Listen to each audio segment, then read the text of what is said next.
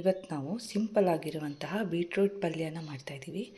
ಇದಕ್ಕೆ ಏನೇನು ಬೇಕು ಅಂದರೆ ಹೆಚ್ಚಿಟ್ಕೊಂಡಿರೋ ಹಸಿಮೆಣಸು, ಹಾಗೆ ಸಣ್ಣದಾಗಿ ಹೆಚ್ಚಿಟ್ಕೊಂಡಿರೋ ಈರುಳ್ಳಿ, ಉದ್ದಿನಬೇಳೆ, ಕಡಲೆಬೇಳೆ ಹಾಗೂ ಸಾಸಿವೆ, ಹಾಗೆ ಚಿಕ್ಕದಾಗಿ ಹೆಚ್ಕೊಂಡಿರೋ ಬೀಟ್ರೂಟ್. ಈಗ ಇದನ್ನು ಮಾಡೋದನ್ನು ಹೇಗೆ ಅಂತ ಹೇಳ್ತೀವಿ. ಮೊದಲು ಒಂದು ಪ್ಯಾನ್ನ ಒಲೆ ಮೇಲೆ ಇಟ್ಟು ಬಿಸಿ ಮಾಡಬೇಕು. ನಂತರ ಅದಕ್ಕೆ ಎಣ್ಣೆನ ಹಾಕ್ಕೊಳ್ಬೇಕು. ಹಾಗೆಯೇ ಸಾಸಿವೆ, ಉದ್ದಿನಬೇಳೆ ಹಾಗೂ ಕಡಲೆಬೇಳೆನ ನಾವು ಹಾಕ್ಕೊಂಡು ಫ್ರೈ ಮಾಡಬೇಕಾಗತ್ತೆ. ಮೀಡಿಯಮ್ ಫ್ಲೇಮ್ನಲ್ಲಿ ಇಟ್ಕೊಂಡು ಚೆನ್ನಾಗಿ ಫ್ರೈ ಮಾಡಬೇಕು. ನಂತರ ಇದಕ್ಕೆ ಹೆಚ್ಚಿಟ್ಕೊಂಡಿರೋ ಈರುಳ್ಳಿ ಹಾಗೂ ಹಸಿಮೆಣಸನ್ನು ಹಾಕ್ಕೊಂಡು ಫ್ರೈ ಮಾಡಬೇಕು. ಚೆನ್ನಾಗಿ ಫ್ರೈ ಆಗ್ತಾ ಇದೆ. ಇದು ಫ್ರೈ ಆದ ನಂತರ ನಾವು ಇದಕ್ಕೆ ಹೆಚ್ಚಿಕೊಂಡಿರೋ ಬೀಟ್ರೂಟನ್ನು ಸೇರಿಸ್ಕೊಳ್ಬೇಕು. ಇವಾಗ ಸೇರಿಸ್ಕೊಳ್ತಾ ಇದ್ದೀವಿ. ಚೆನ್ನಾಗಿ ಫ್ರೈ ಆಗಬೇಕು. ಇವಾಗ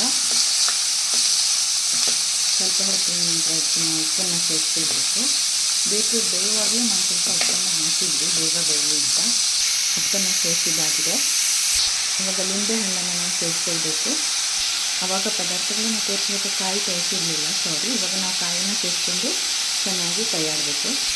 ಕಾಯಿ ಹಾಕ್ಕೊಂಡಿದ್ದೀವಿ, ಇವಾಗ ಕೈ ಆಡಬೇಕು. ಲಿಂಬೆ ಹಣ್ಣನ್ನು ಕೂಡ ನಾವು ಸೇರಿಸ್ಕೊಂಡಿದ್ದೀವಿ.